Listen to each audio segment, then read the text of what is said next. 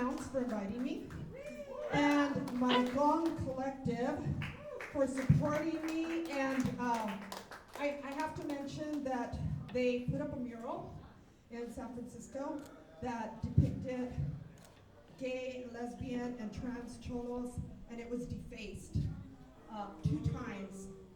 And I want you guys to know that no matter how many times they deface it, that we are in your corner, we believe in what you're doing, and we're supporting you.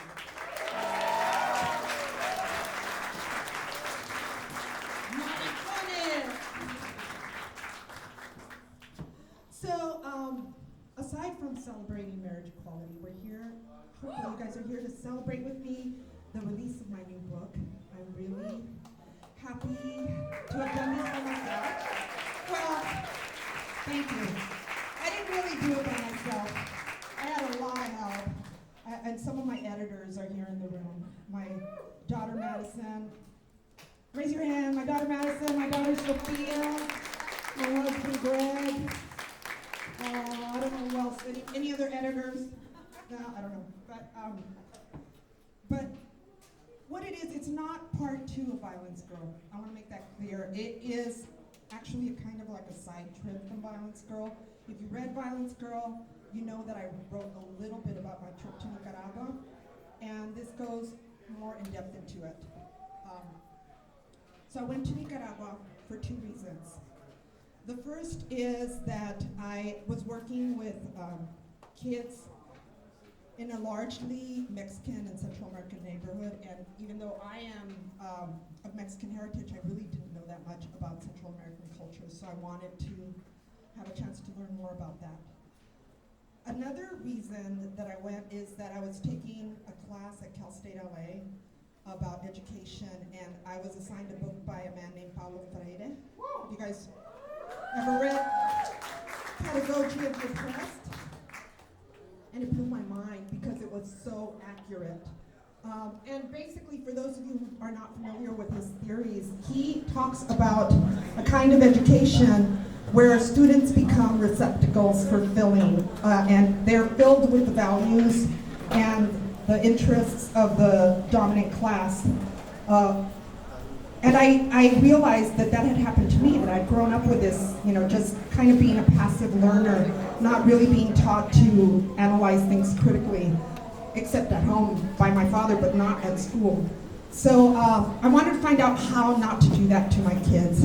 And I found out that Paulo Freire had been involved in the literacy campaign that the Sandinistas had put together after the Sandinista revolution. So that's why I wanted to go to Nicaragua. When I was there, I lived with a family, and I'm going to read you an excerpt of a conversation I had with my little Nicaraguan teenage sister.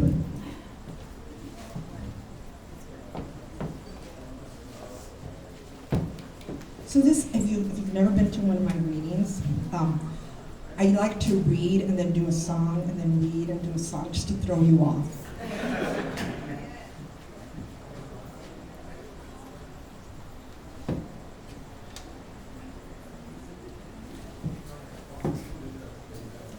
This morning, I folded some clothes with my teenage sister Paca while she did the ironing. It was our first time alone together, and it felt like the perfect opportunity to chat. I noticed that she had some torn magazine pages up on the wall. Among them was a photo of a woman wearing a gray smock and a gray headscarf. Next to it was a page from a fashion magazine featuring a woman with a huge mane of curly blonde hair. The 2 photos seemed incongruous next to each other, so I asked her about them. She started telling me about her trip to Cuba.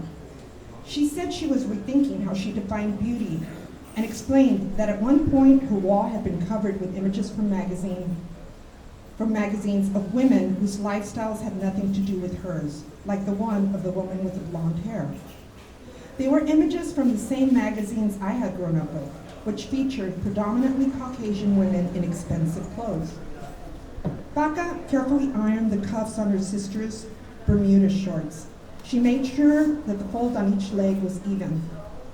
And then she continued with her story. I like their straight hair, but mine has very tight curls. She twisted a curl between her fingers, and their skin looked so smooth.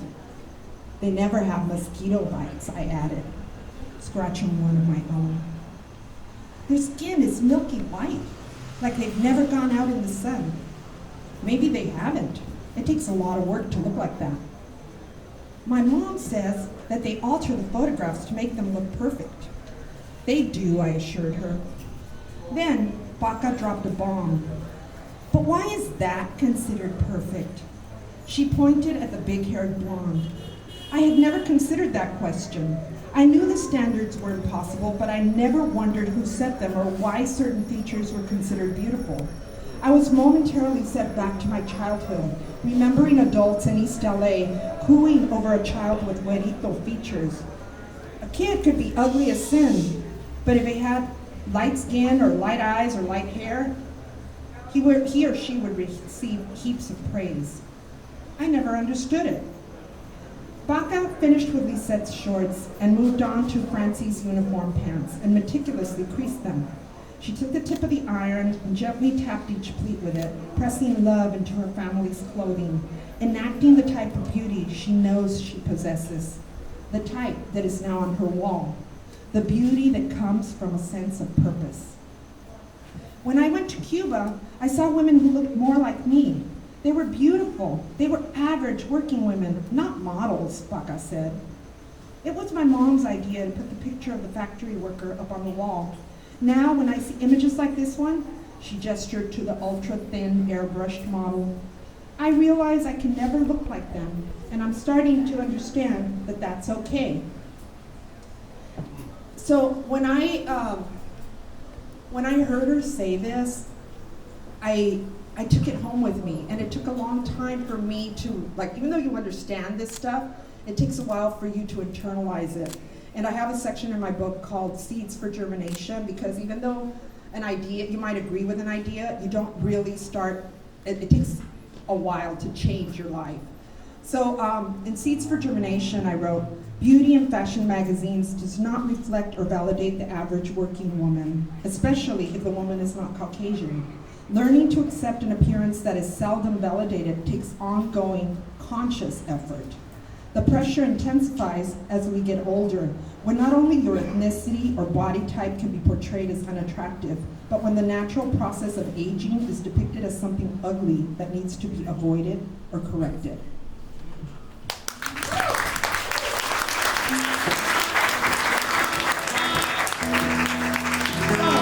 We're all beautiful. What? We're all beautiful.